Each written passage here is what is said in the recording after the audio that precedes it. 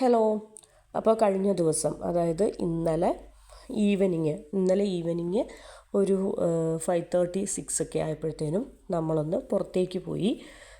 എന്താണെന്ന് വെച്ചാൽ സൈറൂൻ്റെ vaccination day ആയിരുന്നു. അപ്പോൾ നമ്മൾക്ക് ഫോണിൽ മെസ്സേജ് വരും. അപ്പോൾ മെസ്സേജ് വരുമ്പോഴത്തേനും അതനുസരിച്ച് നമ്മൾ എന്ത് ചെയ്യണം, കറക്റ്റ് ആ ഒരു ടൈമിൽ അവിടെ എത്തണം, റിപ്പോർട്ട് ചെയ്യണം. അപ്പോൾ ഞാൻ അവരെല്ലാവരും വണ്ടിയിൽ താഴെ പാർക്കിങ്ങിൽ ഏരിയയിലേക്കൊക്കെ പോയിട്ടുണ്ട്. ഞാനപ്പോൾ പെട്ടെന്ന് മോളുടെ വാക്സിനേഷൻ കാർഡൊക്കെ എടുത്ത് അവരുടെ അടുത്തേക്ക് പോവുകയാണ്. അപ്പോൾ ഇക്കായും മക്കളും വണ്ടിയിൽ വെയിറ്റിംഗ് ആണ്. അപ്പോൾ ഞാനിതാ പെട്ടെന്ന് വാക്സിനേഷൻ കാർഡൊക്കെ ആയിട്ട് താഴേക്ക് പോവുകയാണ്. അപ്പോൾ ടൈമെന്ന് പറയുന്നത് ഒരു 5:36 ഒക്കെ ആയിട്ടുണ്ട്. അപ്പോൾ വളരെ മനോഹരമായിട്ടുള്ള ഒരു ഈവനിങ് വ്യൂവും കാണാൻ പറ്റി. ഞാനിതാ കുറച്ച് ധൃതിയിൽ, ആ ഒരു ടൈമെന്ന് പറയുന്നത് ഒരു 6:30 കൂടിയിട്ടൊക്കെയാണെന്ന് തോന്നുന്നു. ഇപ്പോൾ ഏകദേശം 6 മണിയൊക്കെ തന്നെ ആയിട്ടുണ്ട്. അപ്പോൾ ബ്യൂട്ടിഫുള്ളായിട്ടുള്ള ഈവനിങ് വ്യൂ. അപ്പം ഞാൻ പെട്ടെന്ന് വണ്ടിയിലേക്ക് പെട്ടെന്ന് ചെന്ന് കയറുകയാണ്. അപ്പോൾ ഇന്നത്തെ വാക്സിനേഷൻ ഡേയും അതുപോലെ തന്നെ ശരിക്കും ഇപ്പോൾ നമ്മൾ വാക്സിൻ എടുക്കാൻ പോവുകയാണ്. അപ്പോൾ അവിടെ പോയിട്ട് എന്താകും ഏതാകും എന്നൊക്കെ നമുക്ക് നോക്കാം. മക്കൾ വെയിറ്റിംഗ് ആണ്. സൈറു എന്നെ നോക്കിയിരിക്കുമായിരുന്നു തോന്നുന്നു. അപ്പോൾ ഇന്ന് വാക്സിനേഷൻ കിട്ടുമോ ഇല്ലയോ ഒന്നും അറിയില്ല. അപ്പോൾ അവിടെ ചെന്നിട്ട് വേണം നമുക്ക് വാക്സിനേഷൻ്റെ വിശേഷങ്ങളും കാര്യങ്ങളും ഒക്കെ. വാക്സിനേഷൻ കിട്ടുവാണെങ്കിൽ നല്ലത്, ഇല്ലെങ്കിൽ നമുക്ക് നെക്സ്റ്റ് ഡേയിൽ വരേണ്ടി വരും. അപ്പോൾ ഈ വീഡിയോയിൽ ഞാൻ ഉൾപ്പെടുത്തിയിരിക്കുന്നത് നമ്മുടെ സൈറു മോളുടെ വാക്സിനേഷൻ വിശേഷങ്ങളും അതുപോലെ തന്നെ വീട്ടിൽ വന്നിട്ടുള്ള ബാക്കിയുള്ള വിശേഷങ്ങളുമാണ്. അതായത് നൈറ്റ് വരെയുള്ള നമ്മുടെ വിശേഷങ്ങളാണ് ഈ വീഡിയോയിൽ ഉൾപ്പെടുത്തിയിരിക്കുന്നത്. അപ്പോൾ മക്കളിതാ രണ്ടുപേരും വെറുതെ എന്തെങ്കിലുമൊക്കെ കളിച്ചുകൊണ്ട് വണ്ടിക്കകത്ത് ഇരിക്കുകയാണ്. അപ്പോൾ സാറായി എന്തൊക്കെയോ പറയുന്നുണ്ട്. അപ്പോൾ അങ്ങനെ നമ്മളിപ്പോൾ പോകുന്നത് ദുബായിൽ അൽ ഖവനീജ് എന്ന് പറയുന്ന ഒരു ഏരിയയിലാണ്. അപ്പോൾ വളരെ ബ്യൂട്ടിഫുള്ളായിട്ടുള്ള ഭയങ്കര രസകരമായിട്ടുള്ള ഒരു ഏരിയ ആണ് അൽ ഖവനീജ് എന്ന് പറയുന്നത്. അവിടെ അടിപൊളിയായിട്ടുള്ള പാർക്കും അതുപോലെ തന്നെ ഒരു അടിപൊളിയായിട്ടുള്ള ഒരു സംഭവമുണ്ട്, ഖുറാനിക് പാർക്ക് എന്ന് പറഞ്ഞിട്ട്. അങ്ങനെയുള്ള ഒരുപാട് ഫേമസ് ആയിട്ടുള്ള സംഭവങ്ങളൊക്കെ ഉള്ളൊരു ഏരിയ ആണ്. പിന്നെ നമ്മൾ അൽ ഖവനീജിൽ ഹെൽത്ത് സെൻറ്ററിൽ എത്തിയിട്ടുണ്ട്. അപ്പോൾ സൈറൂന് ഇപ്പോൾ 1.5 മാസത്തെ വാക്സിനേഷൻ എടുക്കാനാണ് നമ്മൾ വന്നിരിക്കുന്നത്. അപ്പോൾ മോൾക്ക് ആദ്യത്തെ 1-2 വാക്സിൻ നാട്ടിൽ വെച്ചായിരുന്നു. കാരണം മോളുടെ 3rd മന്തിലാണ് നമ്മൾ ഇങ്ങോട്ട് കയറി വന്നത്. അതിനുശേഷമുള്ള എല്ലാ വാക്സിനും ഇവിടെ വെച്ച് തന്നെയാണ്. എൻ്റെ ഏറ്റവും ഫേവറേറ്റ് ആയിട്ടുള്ള ഒരു സംഭവമുണ്ട്. ഇതെന്ന് പറയുന്നത് നമ്മുടെ രാമതുളസി എന്ന് പറയും. രാമതുളസി, കൃഷ്ണ തുളസി എന്ന് പറയുന്നത് ആ വയലറ്റ് കളർ നമ്മുടെ നോർമൽ തുളസി. ഇതെന്ന് പറയുന്നത് എനിക്ക് കൃഷ്ണ തുളസിയുടെ സ്മെല്ലിനേക്കാളും ഭയങ്കര ഫേവറേറ്റ് ആണ് രാമതുളസി. ഇത് നമ്മുടെ അൽ ഖവനീജ് ഹെൽത്ത് സെൻ്ററാണ്. അപ്പോൾ നമ്മൾ പയ്യനെ അവിടെ ചെന്നു, ടോക്കൺ എടുത്തതിന് ശേഷം വീണ്ടും കാര്യങ്ങളൊക്കെ നമ്മുടെ കൊച്ചിൻ്റെ ID-യും അതും ഇതുമൊക്കെ കാണിച്ച് നമ്മളവിടെ രജിസ്റ്റർ ചെയ്തതിന് ശേഷം പിന്നീട് കുറച്ച് നേരം വെയിറ്റിംഗ് ഉണ്ടായിരുന്നു. അതിന് ശേഷമാണ് നമ്മൾ ഡീറ്റെയിൽസൊക്കെ കൊടുത്തതിന് ശേഷമാണ് നമ്മൾ വാക്സിനേഷൻ റൂമിലേക്ക് ചെന്നത്. അപ്പോൾ സൈറു അറിയുന്നില്ലല്ലോ. അപ്പം അവൾ ഭയങ്കര ഹാപ്പി, ചിരിച്ച് കളിച്ചൊക്കെ ആയിരുന്നു അപ്പം വന്നിരുന്നത്. അപ്പോൾ വാക്സിനേഷൻ റൂമിലേക്ക് പോവുകയാണ്. അവിടെയും കുറച്ച് നേരം വെയിറ്റ് ചെയ്തു. കാര്യം എന്താണെന്ന് വെച്ചാൽ കുറച്ച് കുട്ടികളുടെ വാക്സിനേഷനും കാര്യങ്ങളൊക്കെ ഉള്ളിൽ നടക്കുന്നുണ്ടായിരുന്നു. അപ്പോൾ അതുകൊണ്ട് തന്നെ നമ്മൾ കുറച്ച് നേരം വെയിറ്റിംഗ് ആയിരുന്നു. പിന്നെ ഇവിടുത്തെ വാക്സിനേഷൻ്റെ ഒരു പ്രത്യേകത എന്ന് പറയുന്നത്, നമ്മുടെ നാട്ടിൽ വാക്സിനേഷൻ കഴിയുമ്പോൾ ഭയങ്കര കാലിന് എവിടെയാണോ ഇഞ്ചക്ഷൻ എടുക്കുന്നത് അവിടെ ഭയങ്കരമായിട്ടുള്ള വേദനയും അതുപോലെ തന്നെ ഫീവർ കാര്യങ്ങളൊക്കെ ഉണ്ടാകും. പക്ഷേ ഇവിടെ എന്ന് പറയുന്നത് വാക്സിനേഷൻ കഴിഞ്ഞു കഴിഞ്ഞാൽ ഒരു ഡിഫറൻസും ഇല്ല കുട്ടികൾക്ക്. നമ്മൾ സാധാരണ പോലെ ബാക്ക് ടു നോർമൽ എന്ന് വെച്ചാൽ വേദനാപരമായിട്ടുള്ള കാര്യങ്ങളായി ഇഞ്ചക്ഷൻ എടുക്കുന്ന സമയത്തുള്ള വേദന, പിന്നെ ഫീവർ സംബന്ധമായിട്ടുള്ള കാര്യങ്ങളൊന്നുമില്ല. അത് വാക്സിനേഷനൊക്കെ കഴിഞ്ഞു. വാക്സിൻ റൂമിൻ്റെ ഉള്ളിൽ വെച്ചിട്ട് ഒരു ചെറിയ കരച്ചിലൊക്കെ കഴിച്ചു. അതിന് ശേഷം സൈറുവിന് ഇന്നലെ 2 വാക്സിനാണ് ഉണ്ടായിരുന്നത്, 2 ഇഞ്ചക്ഷനാണ് ഉണ്ടായിരുന്നത്, പിന്നെ ഒരു ഓറൽ ഡ്രോപ്പുമാണ് ഉണ്ടായിരുന്നത്. അപ്പോൾ കുഞ്ഞിൻ്റെ 1.5 വയസ്സിലെ വാക്സിനേഷൻ സക്സസ്ഫുള്ളി കംപ്ലീറ്റ് ആയി.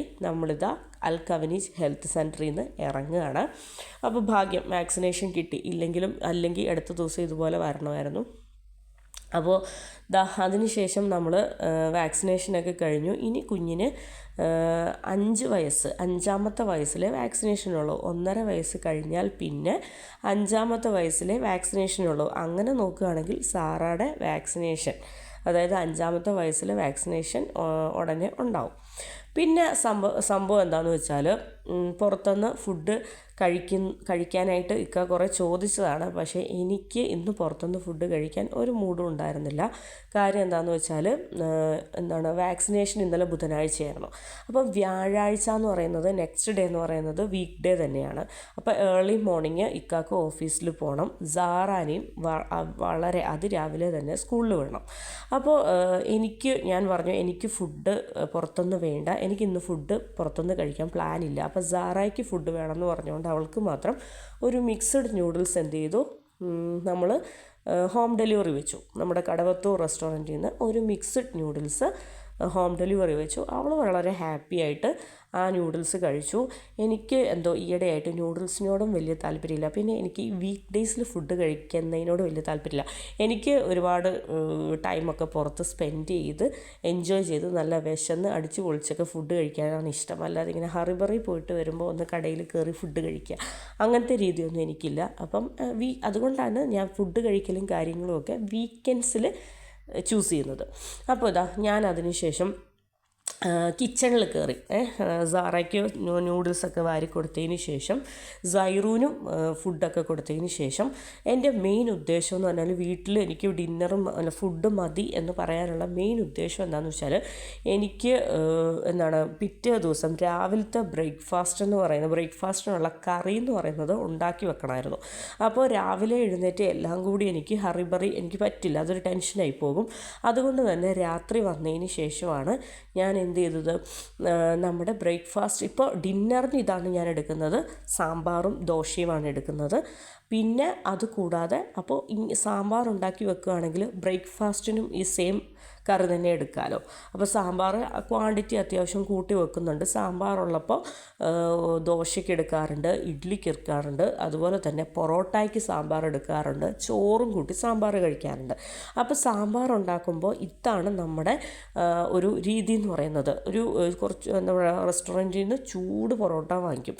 ചൂട് പൊറോട്ട വാങ്ങിച്ച് സാമ്പാറിൽ ഒഴിച്ച് കുതിർത്തി കഴിക്കുക എന്ന് പറയുന്നത് ഞങ്ങളുടെ ഒരു രീതിയാണ്. അപ്പോൾ കൂടുതൽ സാമ്പാർ ഉണ്ടാക്കുന്ന ദിവസങ്ങളിൽ ദോശയ്ക്കും അതുപോലെ തന്നെ ഇഡ്ഡലിക്കും ചോറിനും പൊറോട്ടയ്ക്കും ഇങ്ങനെയാണ്. അപ്പോൾ സാമ്പാറിൻ്റെ കഷ്ണങ്ങളെല്ലാം കട്ട് ചെയ്തു. ഇതൊക്കെ രാത്രി വന്നതിന് ശേഷം തന്നെ ചെയ്തതാണ് കേട്ടോ. കാരണം വാക്സിനേഷൻ കഴിഞ്ഞിട്ട് നമ്മളൊരു 7 മണി, ഒരു 7:30 ആയപ്പോൾ വീടെത്തി.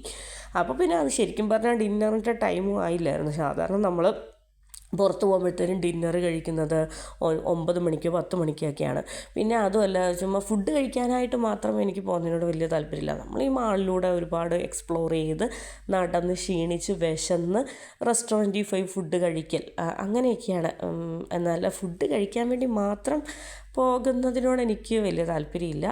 അപ്പോൾ അതാണ് ഞാൻ എന്താ പറയുക, വീക്കെൻഡ് ഔട്ടിംഗ് എന്ന് പറയുന്നത് ഭയങ്കര രസകരമായിട്ട് എൻജോയ് ചെയ്യുന്ന ഒരാളാണ്. അപ്പോൾ അതിൻ്റെ കൂടെ ഔട്ടിങ്ങിൻ്റെ ഒപ്പമാണ് ഞാൻ റെസ്റ്റോറൻറ്റിൽ നിന്ന് ഫുഡ് കഴിക്കുന്ന ഒരു ടൈം ടേബിളും കൂടി സെറ്റ് ചെയ്തിരിക്കുന്നത്.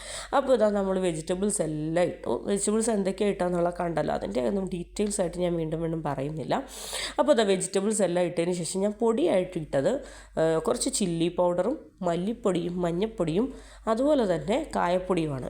അപ്പോൾ എൻ്റെ ഈ വീട്ടിലെ ടേസ്റ്റി സ്പൈസസ് മാത്രമാണ് ഞാൻ ഇട്ടത്. ഞാൻ സാമ്പാർ പൊടി ഇടുന്നില്ല. പിന്നെ കായം ഇടും കേട്ടോ, കായം കുറച്ച് കൂടുതലിടും. അതിന് ശേഷം ഇതിലേക്ക് ഒരു പിടി വലിയ ഉള്ളിയും ഒരു പിടി വെളുത്തുള്ളി ഇടും.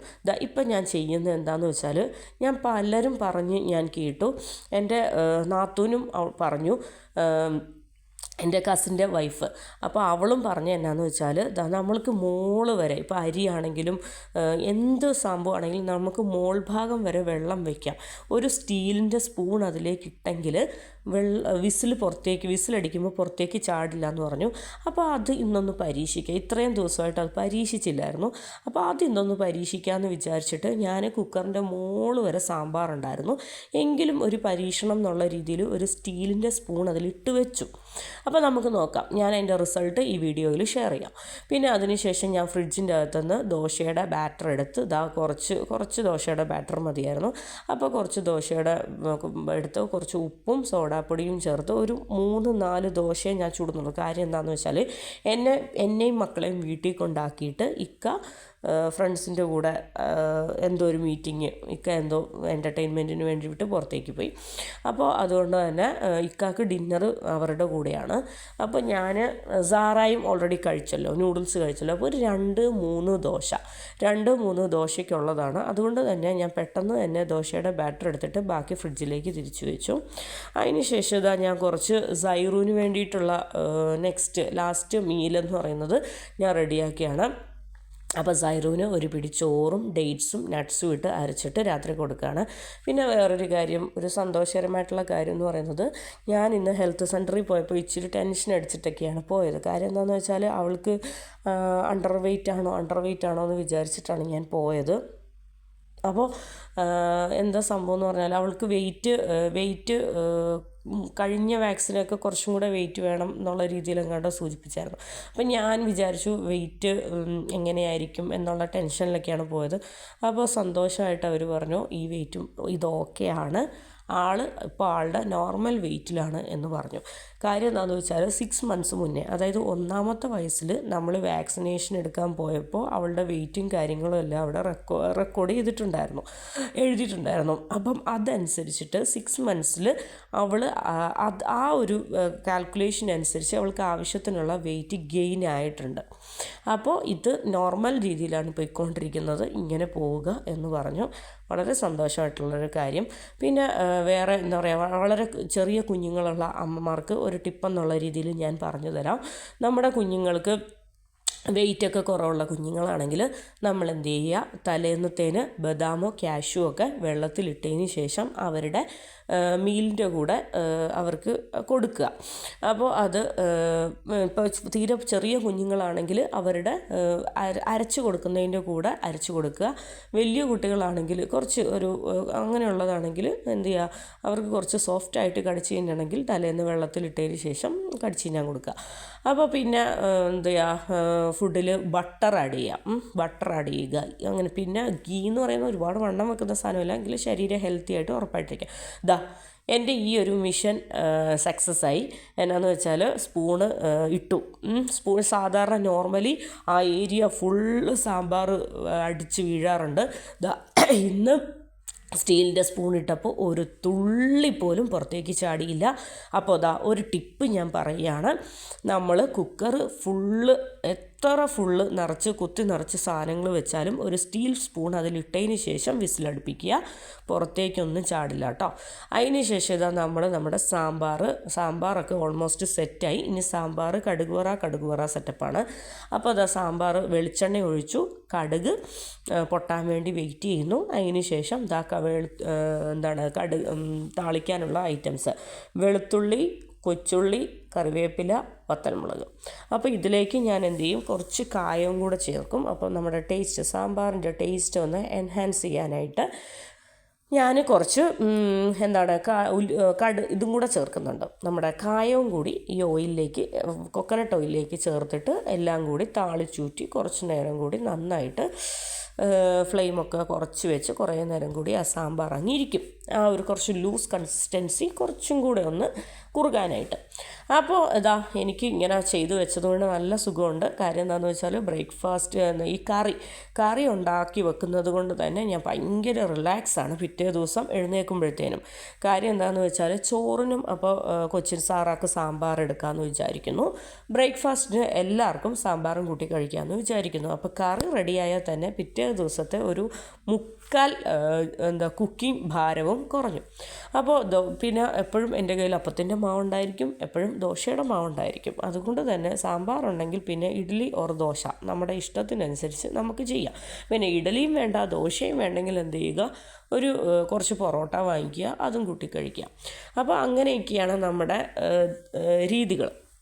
അപ്പോൾ നമ്മൾ പിന്നെ നമ്മുടെ കുക്കിങ്ങും കാര്യങ്ങളൊക്കെ വളരെ സക്സസ്ഫുള്ളായിട്ട് കംപ്ലീറ്റ് ആയിക്കൊണ്ടിരിക്കുകയാണ്. അപ്പോൾ സാമ്പാർ കടുകൊക്കെ വറുത്ത് വളരെ അടിപൊളിയായിട്ട് ഞാൻ അത്യാവശ്യം എല്ലാ കറികളിലും വെളുത്തുള്ളി നല്ല കൂടുതൽ ചേർക്കുന്ന ആളാണ്. അപ്പോൾ സാമ്പാറിൽ തന്നെ നല്ല ക്വാണ്ടിറ്റിയിൽ കുക്കറിൻ്റെ ഒപ്പം വേവാനായിട്ട് വെളുത്തുള്ളി ഇട്ടായിരുന്നു. പിന്നെ വെളുത്തുള്ളി ഇപ്പോൾ താളിച്ചൂറ്റിയപ്പോഴും അത്യാവശ്യം നന്നായിട്ട് വെളുത്തുള്ളി ചേർത്തു. നമ്മുടെ വയറിനൊക്കെ നല്ല സുഖമാണ്. പിന്നെ വെളുത്തുള്ളി ഇഷ്ടമുള്ളവർക്കറിയാം വെളുത്തുള്ളിയുടെ ഫ്ലേവർ ഭയങ്കര ടേസ്റ്റിയാണ്. എനിക്ക് വെളുത്തുള്ളി ഭയങ്കര ഇഷ്ടമുള്ള ഒരാളാണ്. അതുകൊണ്ട് ഞാൻ വെളുത്തുള്ളി അത്യാവശ്യം നന്നായിട്ട് എല്ലാത്തിലും ഇടാറുണ്ട്. അപ്പോൾ അതുകൊണ്ട് തന്നെ കടല, പയറ്, പരിപ്പ് ഇങ്ങനെയുള്ള ഈ ഫുഡിനൊന്നും ഗ്യാസ്ട്രിക് പരമായിട്ടുള്ള പ്രോബ്ലംസ് ഒന്നും ഉണ്ടാവാറില്ല. അപ്പോൾ ഞാൻ അതിന് ശേഷം നമ്മുടെ ഒരു 2-3 ദോശ എനിക്ക് കഴിക്കാനുള്ള ദോശ ഞാൻ ചുട്ടെടുക്കുകയാണ്. അപ്പോൾ അതുകൊണ്ട് തന്നെ ഞാൻ വലിയ ആർഭാടമായിട്ട് കറികളൊന്നും ടേബിളിലേക്കൊന്നും അറേഞ്ച് ചെയ്യുന്നില്ല. ഇവിടെ വെച്ച് തന്നെ അങ്ങ് വിളമ്പുക, പ്ലേറ്റ് എടുക്കുക, വിളമ്പുക, കഴിക്കുക. അങ്ങനെയാണ് ഞാൻ വിചാരിച്ചത്. കാരണം എന്താണെന്ന് വെച്ചാൽ പിറ്റേ ദിവസം ഇതൊക്കെ തന്നെയാണ് ഇനി ബ്രേക്ക്ഫാസ്റ്റിന് നിങ്ങളെ കാണിക്കാനുള്ളത്. അതുകൊണ്ട് ഒരു റിപ്പീറ്റേഷൻ എന്നുള്ള രീതിയിൽ ഞാൻ കറിയും ദോശയും ഒന്നും ടേബിളിലേക്ക് കൊണ്ട് വെക്കുന്നില്ല. കഴിക്കാൻ വേണ്ടി മാത്രമേ ഞാൻ ടേബിളിൻ്റെ അടുത്തേക്ക് ഹാളിലേക്ക് പോകുന്നുള്ളൂ. അപ്പോൾ വളരെ ടേസ്റ്റി ആയിട്ടുള്ള വളരെ ക്രിസ്പി ആയിട്ടുള്ള തട്ടിൽ കുട്ട് ദോശ ഓരോന്നോരോന്നായിട്ട് ഞാൻ ചുട്ടെടുക്കുകയാണ്. എനിക്ക് കഴിക്കാനുള്ള പ്ലേറ്റിലേക്ക് ഞാൻ വെച്ചു. ഇവിടെ നിന്ന് തന്നെ ഞാൻ ആവശ്യത്തിന് വേണ്ടിയിട്ടുള്ള കറി ഒഴിക്കുകയാണ്. അപ്പോൾ എൻ്റെ കൊച്ചിൻ്റെ വാക്സിനേഷൻ വിശേഷങ്ങളും അതുപോലെ തന്നെ ഞങ്ങളുടെ ഡിന്നർ വിശേഷങ്ങളുമാണ് ഞാൻ ഈ വീഡിയോയിൽ ഉൾപ്പെടുത്തിയിരിക്കുന്നത്. അപ്പോൾ നിങ്ങൾക്ക് ഞാൻ ഇന്ന് പറഞ്ഞ ടിപ്സൊക്കെ അറിയാത്തവരാണെങ്കിൽ ഒന്ന് ഉപയോഗിച്ച് നോക്കുക. അപ്പോൾ ഇത്രയൊക്കെയുള്ളൂ ഇന്നത്തെ വീഡിയോ എന്ന് പറയുന്നത്. എൻ്റെ ഇന്നത്തെ വീഡിയോ നിങ്ങൾക്ക് ഇഷ്ടപ്പെട്ടിട്ടുണ്ടെങ്കിൽ നിങ്ങൾ എന്ത് ചെയ്യുക, ഞാൻ എന്നും പറയുന്നത് പോലെ തന്നെ നിങ്ങൾ എന്ത് ചെയ്യുക, ലൈക്ക് ചെയ്യുക. അപ്പോൾ ലൈക്ക് ചെയ്യുക. അതുപോലെ തന്നെ എന്ത് ചെയ്യുക, സബ്സ്ക്രൈബ് ചെയ്യാതെയാണ് കാണുന്നതെങ്കിൽ നിങ്ങളൊന്ന് സബ്സ്ക്രൈബ് ചെയ്യുക. അതുപോലെ തന്നെ സപ്പോർട്ട് ചെയ്യുക. പിന്നെ എല്ലാ രീതിയിലും എന്നെ ഒന്ന് സപ്പോർട്ട് ചെയ്യുക. ഷോർട്സും അതുപോലെ തന്നെ ഞാൻ അപ്ലോഡ് ചെയ്യുന്നുണ്ട്. അപ്പോൾ എൻ്റെ ഷോർട്സും ഒന്ന് കണ്ടിട്ട് നല്ല രീതിയിലൊന്ന് സപ്പോർട്ട് ചെയ്യുക. ഷോർട്സിൽ നല്ല രീതിയിലുള്ള സപ്പോർട്ട് എനിക്കിപ്പോൾ കിട്ടുന്നുണ്ട്. അതുപോലെ തന്നെ ലോങ് വീഡിയോയിലും നിങ്ങൾ എന്നെ അതുപോലെ തന്നെ സപ്പോർട്ട് ചെയ്യണം. ലോങ് വീഡിയോസിനൊക്കെ വ്യൂസൊക്കെ ആയി വരുന്നതേ ഉള്ളൂ. അപ്പോൾ ഇതൊക്കെയാണ് നമ്മളുടെ ഇന്നത്തെ വിശേഷങ്ങൾ എന്ന് പറയുന്നത്. അപ്പോൾ സൈറു ഹാപ്പി ആയിട്ട് ഓടി ചാടി കളിച്ച് നടക്കുകയാണ്. അപ്പോൾ ഇവിടുത്തെ സംഭവം എന്താണെന്ന് വെച്ചാൽ കണ്ടൻറ്റും കാര്യങ്ങളും ഒക്കെ സെയിം തന്നെയാണ്. അല്ലാതെ വേറെ എന്തോ ഡിഫറൻറ്റ് കൊണ്ടാണെന്ന് അറിയത്തില്ല. നാട്ടിൽ വെച്ചിട്ട് ഇവിടെ പെയിനൊക്കെ വളരെ കുറവാണ്. പിന്നെ അതുപോലെ തന്നെ കൊച്ചുങ്ങൾക്ക് അതിന് ശേഷം ഫീവർ വരാറില്ല. ചില കുട്ടികൾക്ക് ഫീവർ വരാറുണ്ട്. അപ്പോൾ ഇത്രയൊക്കെയുള്ളൂ. Thank you.